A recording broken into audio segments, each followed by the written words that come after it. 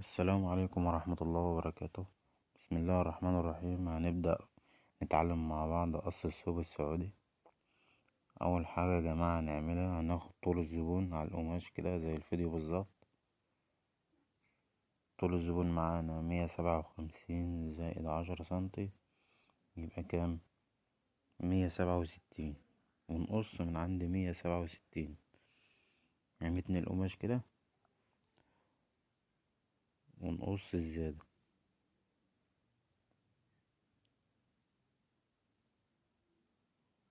نقص الزيادة على العلامة بالظبط.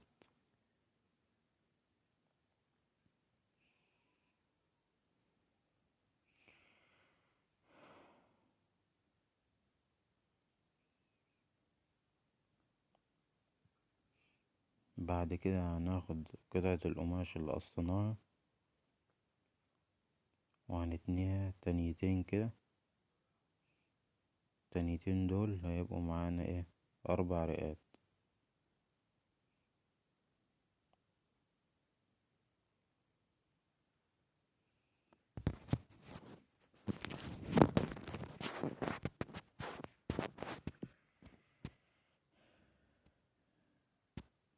هنساوي القماش كده بالظبط على بعضه عشان نتجنب اي زيادات.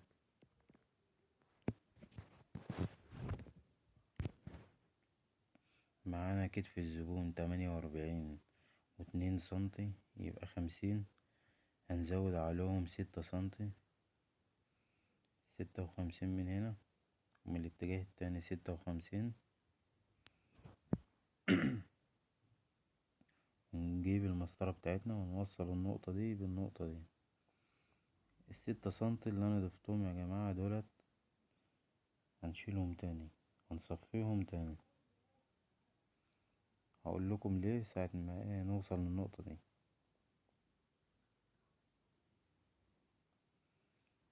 هنشيل الزيادة بتاعتنا، القطعة اللي بنشيلها دي هنعمل منها فردة جنب.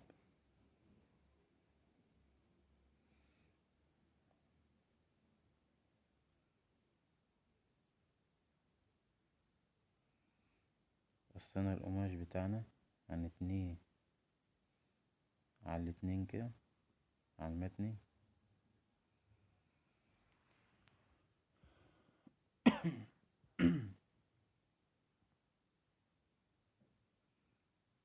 هنساوي القماش بالظبط، الأطراف على بعضها من الأول ومن الآخر.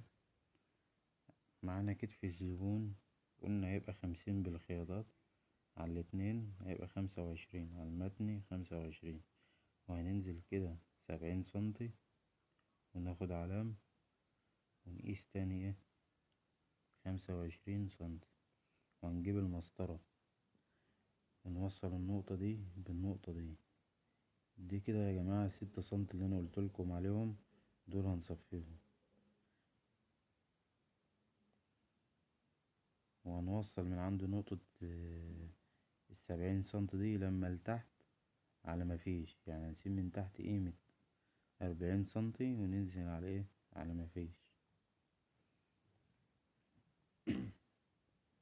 زي ما انا عامل بالمسطرة كده على مفيش. ونقص الزيادة بتاعتنا. طبعا ال6 سنتي دول انا مزودهم ليه؟ لان البدن بيعرض معانا من تحت عشان الجنب يقل، عشان الجلابية متلفش على رجل الزبون. يعني دي مشكلة بلاقيها في ناس كتير لابسها، الجلابية بتبقى مسيفة عاملة سيف كده من عند الرافية بتاع الجلابية من تحت لما لغاية بطن الزبون. فدي كده الجنب هيوصل معانا 15 سنتي أو 16 سنتي. في ناس بقى بتعمل الجنب 20 و22 سنتي و30 وكده، الجلابية بتسيف على الزبون ويبقى شكلها مش ظريف. هنتني القماش كده.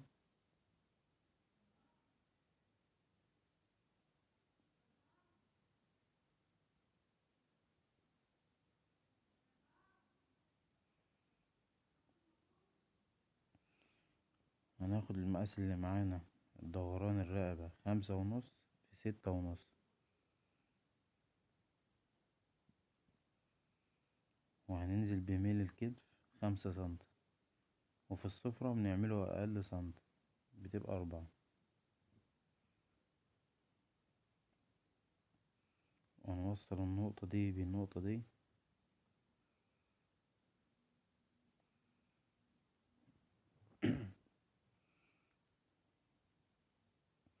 وهنجيب مسطرة معانا فيها دوران،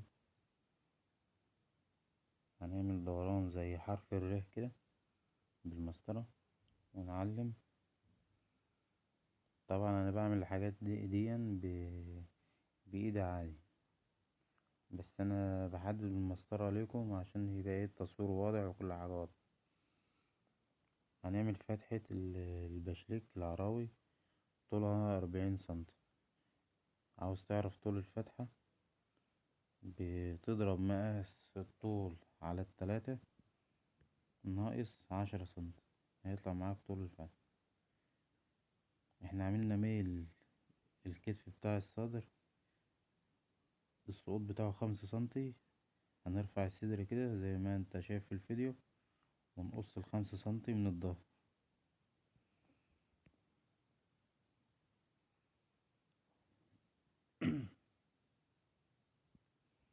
ونقص الدوران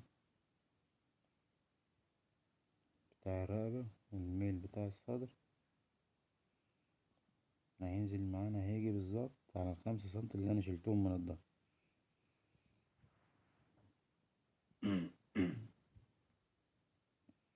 هنفتح فتحة الصدر معانا 40 سنتي. طبعا معانا المقاس هيبقى 65 سنتي بتاع الوسط، هنقسمه كده زي الفيديو بالظبط على النص، هيبقى 32.5. وسنتي خياطة يبقى كام؟ 33.5. هيطلع معانا وسع الجنب من فوق 8.5. هناخد مقاس الكم ازاي بقى؟ الكم يبقى معانا 25 سنتي، هنطلع المتر فوق كتف كده 5 سنتي ونعلم على 25. عاوز تعرف المقاس بالظبط، هتاخد المقاس على الدراع كده، هتطلع مثلا معاك 34، بتقسمها على الاتنين تبقى 17، بتزود عليها 8 سنتي. للناس اللي عاوزة الكم واسع من فوق 8 سنتي، يبقى معانا 25. وللمقاس ده هنعمل اشتك طوله 18 سنتي. هنقيس بقى من عند المقاس بتاع الاشتك لما لتحت، هنعرف كده ايه طول الجنب. طول الجنب معانا 126 سنتي. عايز تعرف مقاس الديل من تحت، بتزود على وسط الزبون 23 سنتي. 23 20، متزيدش عن كده ولا تقل. 23 و65، يعني هنعمل الديل الزبون ده 88 سنتي.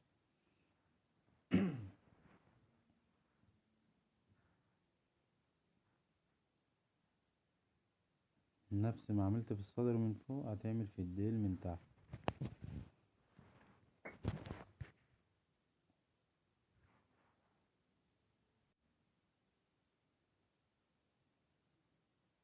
خلاص كده يا جماعة، الصدر والظهر خلصنا منهم.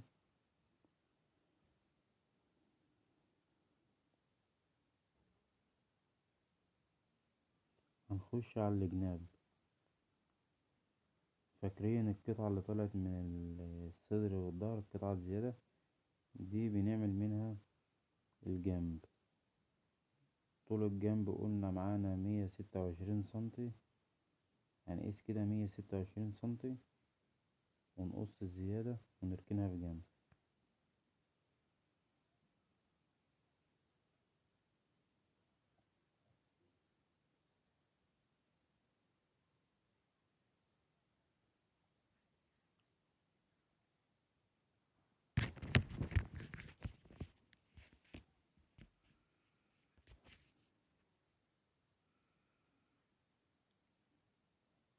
هنجيب قطعة القماشة الزيادة اللي كانت معانا،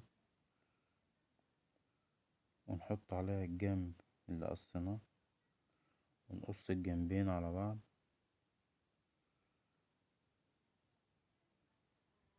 الجنب طلع معايا من تحت 16 سنتي.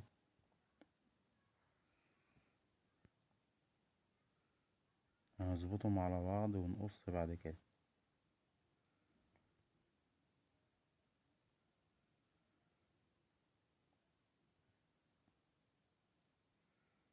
الجنب معانا اهو 16 سنتي.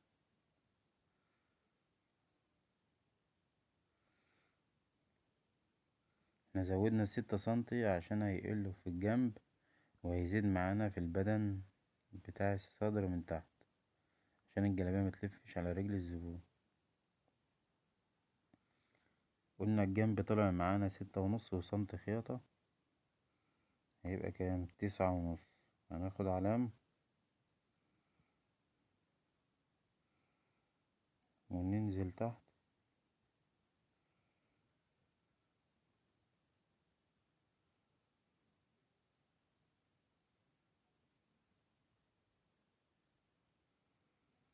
هنطلع كده 20 سنتي وناخد علام ونقيس 16 سنتي بتوعنا.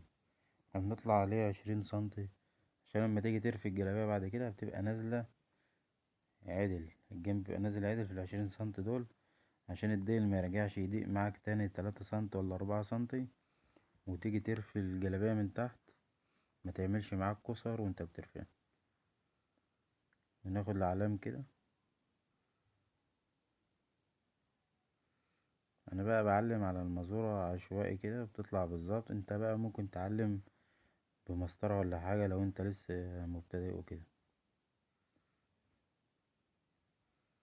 ونقص القماش.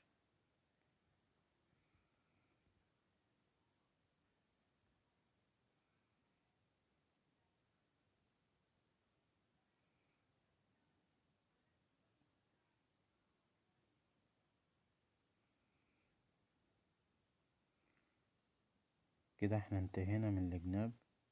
كده البدن والجناب خلصت معانا.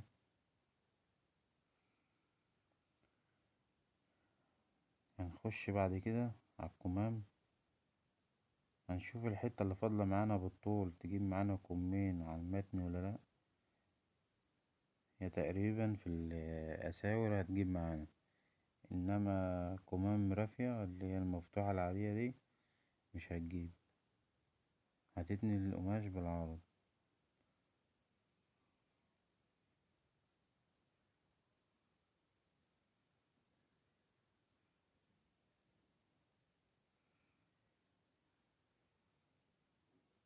معانا الكم قلنا 25.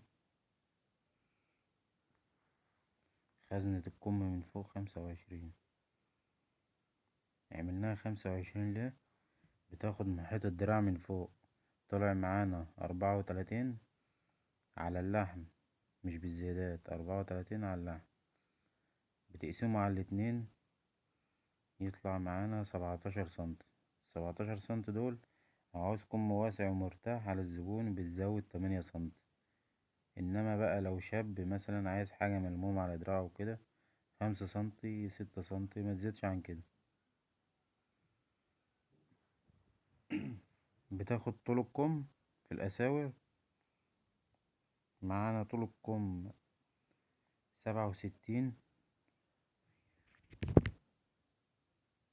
وبتزود 2 سنتي للخياطات يبقى 69. 69 سنتي. أنا بعمل الأسورة عرضها 7 سنتي. ال69 دول بتنقص منهم ايه تاني؟ ال7 سنتي. يعني بتاخد طول الكم 67 زائد 2 سنتي خياطات يبقى 69، وترجع تاني تشيل ال7 سنتي. هيبقى معاك كام؟ تقريبا 62.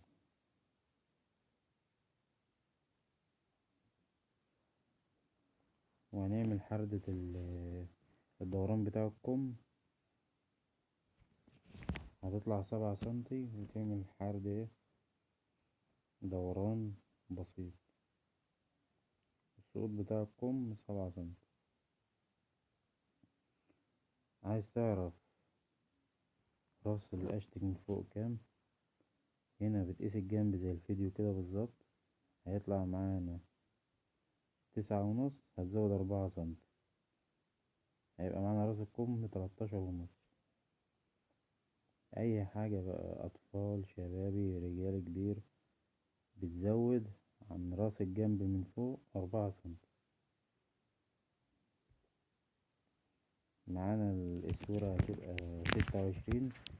بتقيس بتقسم 26 على 2، يبقى كام؟ 13 سنتي، وبتزود 7 سنتي عشان الكسر ورفية الاسورة، وتنزل 11 سنتي، وتعلم العلام اللي هو بتاع رفية الكم الاسود، وتعلم كده بالظبط زي الفيديو. تخش جوه ال3 سنتي اللي هما التانية بتاعت فتحة الكم بتاع الاسود. هتبان قدامكم دلوقتي انا رسمتها ازاي، وهتطلع بالشكل الحلو ده ازاي. الحاجات دي كلها انا بعملها ايه عشوائي، يعني ايه، خدت عليها. انتم منكم هتبقوا مبتدئين وكده، فترسموا زي الفيديو كده بالظبط.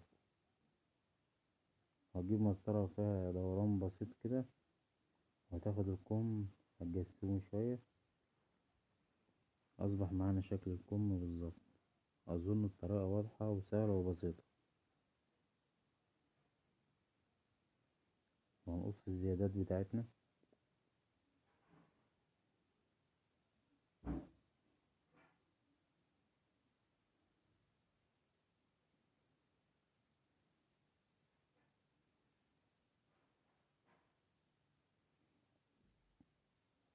كده أصبح معانا شكل الكم، وانتهينا من الكم. معادش فاضل معانا إلا الصفر والمساريف بتاعة الجلابية.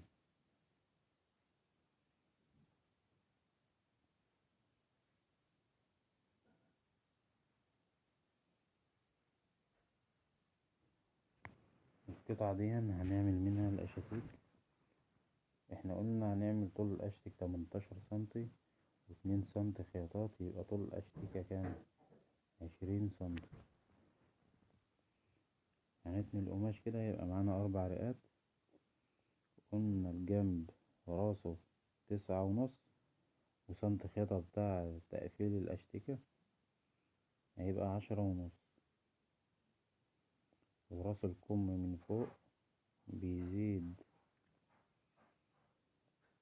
4 سنتي، يبقى 13.5.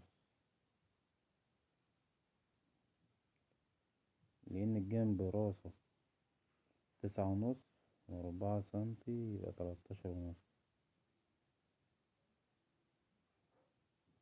وناخد بريجة زي كده فدوران شوية، ونظبط القماش، نسوي القماش. وهناخد من ناحية الكم، تقفيل الكم 2 سنتي كده، عشان ميبقاش فيه عب تحت البشليك على البطن على مفيش، وهنشيلهم كده بالمقص.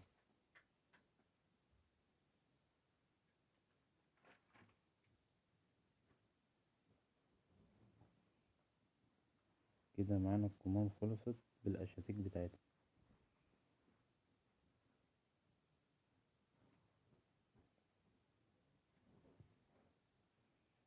لسه فاضل معانا الصفر. هنشيل البورصل بتاعنا ونسوي القماش.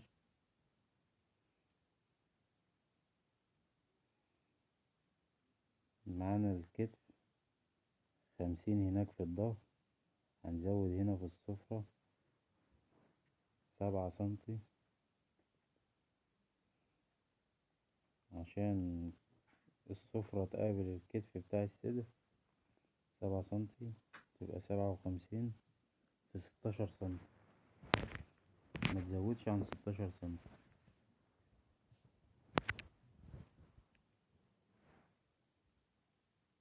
هنوصل النقطة دي بالنقطة دي،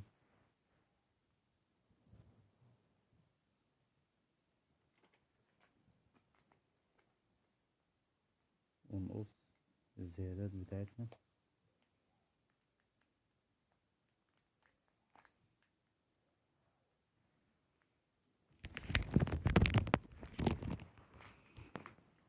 هنتني القماش كده نصين.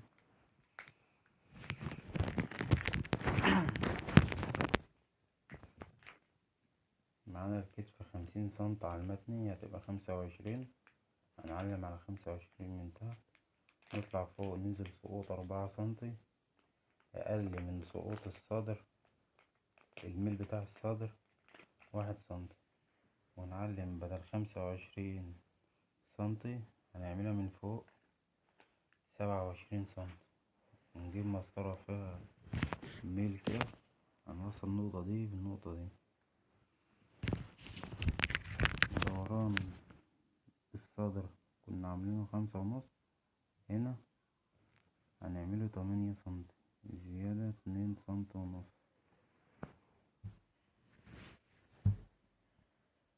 وهنوصل النقط دي ببعضها.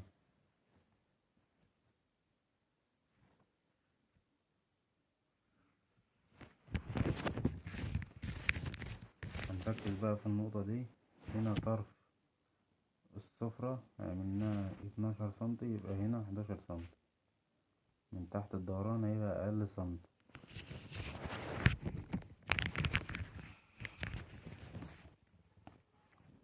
وهنجيب مسطرة زي دي ونعمل الدوران بتاع السفرة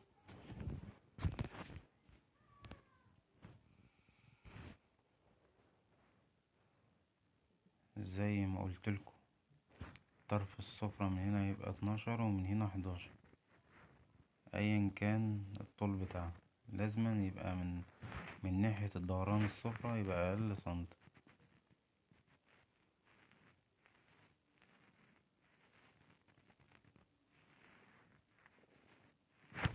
لازما يبقى أقل سنتي عشان الصفطة اللي بتحصل ورا الدوران خلف الرقبة.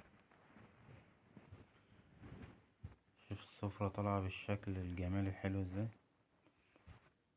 هنيجي نقيسها هنلاقي طرف القماش معانا طالع زيادة سنتي عن نص السفرة. النقطة دي مهمة، هتمنع أي صفطة على الرقبة من ورا.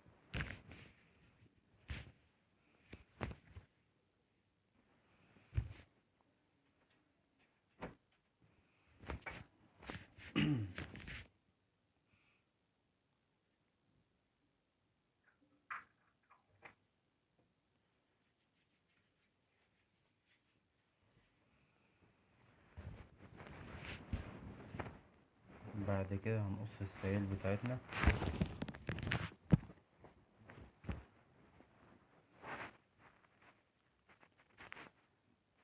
أي سيالة لواحد طوله من 150 ل163، هنعمل طول السيالة 41 سنتي.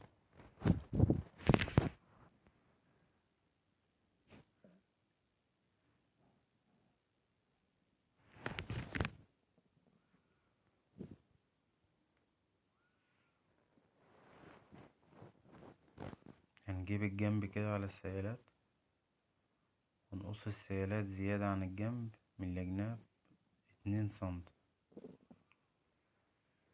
عشان لما بتعمل الفتحة بتاعة السيالة بتقل معانا زي الفيديو كده بالظبط.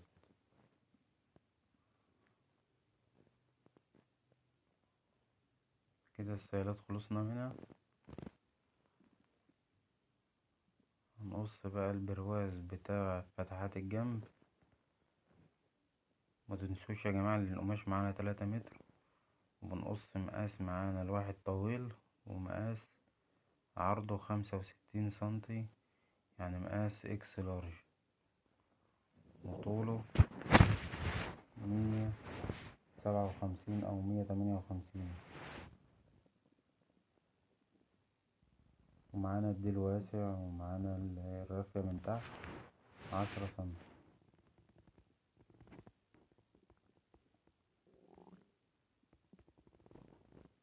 هنقص بشليك الزراير وبشليك العراوي.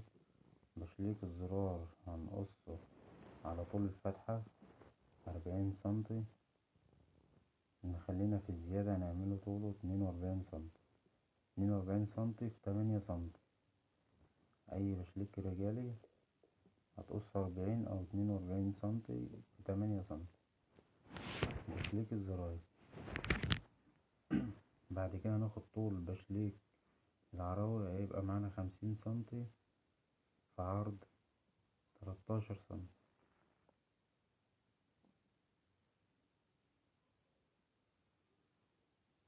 كده معانا بشليك العراوي وبشليك الزراير.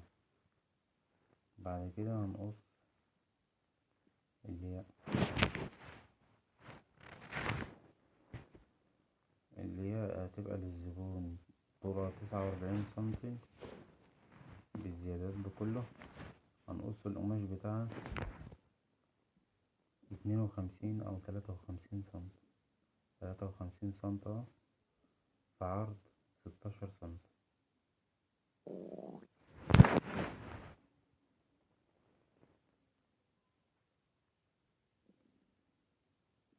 كده اللي هي معانا. بعد كده هنقص الجيب. الجيب متقصهوش، عرضه أقل من 18 سنتي في طول 22 سنتي. 18 في طول 22 سنتي. هيبقى معاك طول بزيادة شوية، بس بعد كده هتصفي وهتشيل أي زيادات معاك. كده الجيب خلاص.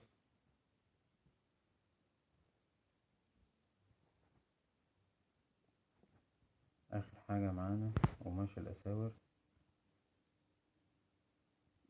هنقص الإسورة على قطعتين، الإسورة اللي هتلزق عليها الحشو والبطانة بتاعتها. لاحظوا يا جماعة إن أنا مبقدرش أي حاجة في القماش، بيطلع معايا زيادات صغيرة بسيطة خالص. هنعمل طول الإسورة 32 سنتي في 11 سنتي.